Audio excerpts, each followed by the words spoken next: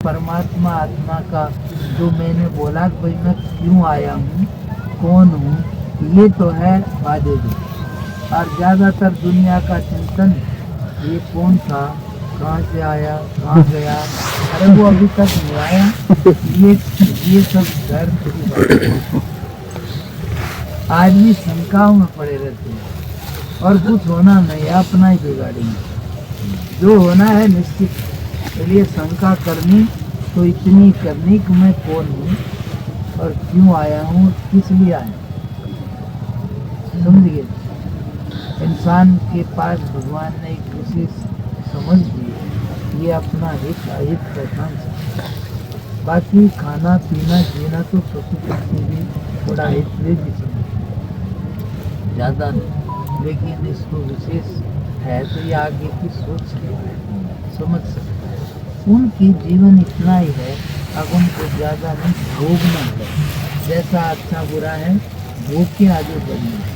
इसको दोनों है, पुराना भोगना भी है और नया चलने का हक भी है। इसको आगे बढ़ने की सोच है, नया रास्ता चल सकता है, यही मनुष्य जीवन की विशेषता है और कोई बड़ी बात नहीं है। बाकी तो हवा ज़्यादा जरूरी है कि पानी, लेकिन दोनों बराबर हो जाए तो बचेगा कोई। इसलिए ज़्यादा जरूरी हवा है तो वो सब जगह है, और पानी हो जाए तो ऐसे बस थोड़ी देर में राम राम सब। इसलिए वो कम जरूरी है पर कम जरूरी, इसलिए कम दिया है, थोड़ी दूर दूर दिया है।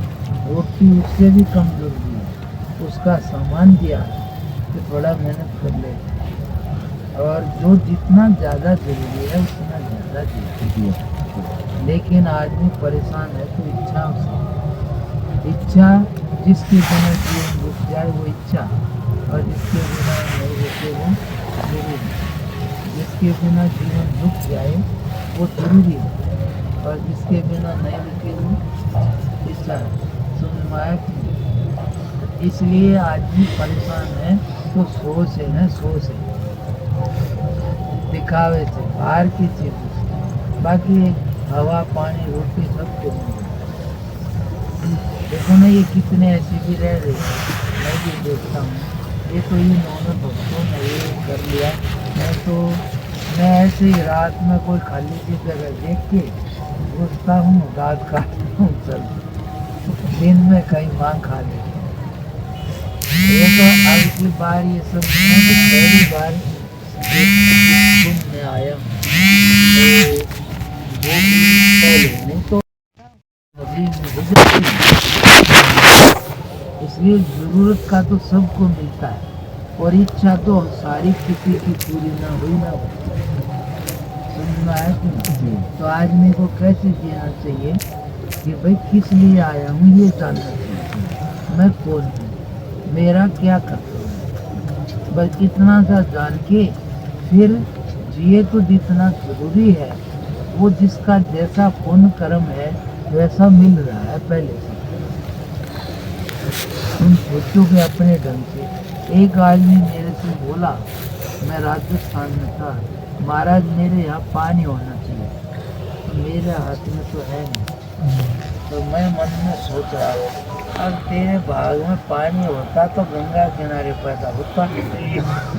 अरे यार मैं उसको बोला तो नहीं, पर मन में सोचा। अब भाई कोई अंधे के पैदा हुआ है, कोई कर्जे में पैदा हुआ है, कोई लखपति के हुआ है, उसने क्या कर दिया। और यदि कोई दूसरी व्यवस्था करे तो क्या उसको दोष नहीं लग जाए, आगे इसको ऐसा कर दिया, इसको ऐसा कर दिया। उसका पाप कर्म है तो ऐसी जगह आया, उसका पुण्य कर्म है तो ऐसी जगह आया। पहले का अभी मिल रहा है, और अब जो करोगे वो आगे की तैयारी है। पहले जो बोया था आज खा रहे हो, अब जो बोया है वो आगे खाओ। समझ में आया कि नहीं? बोलो। तो हमें कैसे जीना चाहिए पता लगा कि जो सर्व समर्थ है, हमें ये जानना चाहिए हमारा कर्तव्य क्या है, क्यों आए हैं, कौन है, और उसके बाद तुम्हारी जो जो इच्छाएं हैं तो बढ़िया जीवन जियो, किसी को तकलीफ ना पहुँचे और बुराई के बिना, तो इतने मात्र से तुम्हारा कल्याण हो जाएगा। लेकिन हम किसी को तकलीफ पहुँचाएंगे तो लौट के तकलीफ आएगी, सुख आएगी। हमारे को कोई चीज़ की कमी है तो हमारा कुछ ऐसा पाप है, उसकी वजह से कमी है। तुम सोचो कि पैसों से हो जाए, अरबोपति है, चाहे तो सारा खा ले, पर बाल से आगे इतना नहीं खाते, क्या कर लेगा पैसा। इसलिए ये तो बाहर की चीज़ है, जो सही चीज़ है उसको समझो, आके भाई तकलीफ हमें तो गलती हमारी है, ये बात एक ही जीवन में समझ जाओगे तो कल्याण हो जाएगा। लेकिन आदमी दूसरों को दोष निकालता है और दुखी होता है, तो गलती उसकी है, गुण की है, लेकिन देखता नहीं है, देखता दूसरों की। तो इतना समझने का कि भाई और जो सर्व समर्थ है सबका है, तुम्हारा भी, तुम्हारे अंदर भी, उससे जुड़ते ही सब झंझट खत्म है। तो उससे भाव से प्रार्थना करो, उसका तरीका समझो, बताया है, तो उससे तुम करोगे तो उससे तुम्हारा पुण्य कर्म हो जाएगा, और पुण्य कर्म होने से संसार की चीजें मिल जाएंगी। समझ में आया? कोई भी आदमी का पुण्य कर्म है तो अच्छी जगह पैदा हुआ है, और पाप कर्म है तो कोई भी आदमी दुखी है तो भले नहीं पता लगे क्यों है, पर उससे दुख से दिखता है अगर इसकी कोई गलती या पाप है, उसके बगैर दुखी आ ही नहीं सकता। और कोई भी आदमी सुखी है तो समझ लेना इसका कोई पुण्य कर्म नहीं। समझ में आया कि नहीं आया? सीधी सी बात है। ये अलग बात है दिखाई नहीं देता कब का है और क्या है, लेकिन इससे दिख रहा है कि दुखी है तो कभी ना कभी का है, और सुखी है तो कोई पुण्य है, और दुखी है तो कोई पाप है। समझ में आया कि नहीं?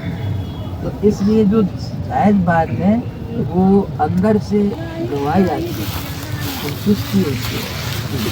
मैंने आपको जो बात कही इसके आगे परमात्मा सबसे बड़ा पुण्य है, सब उलझनों से पार है और पार कर सकता है। उसका कोई भी गुणगान करना, पाठ करना, प्रार्थना करना, वो उससे तुम्हारा पुण्य बनेगा। उस पुण्य से तुम संसार की चीज़ें चाहोगे तो वो मिल जाएंगी, और संसार की नहीं चाहोगे तो आगे मुक्ति का या कल्याण का रास्ता मिल जाएगा। मेरी बात समझ में आएगी?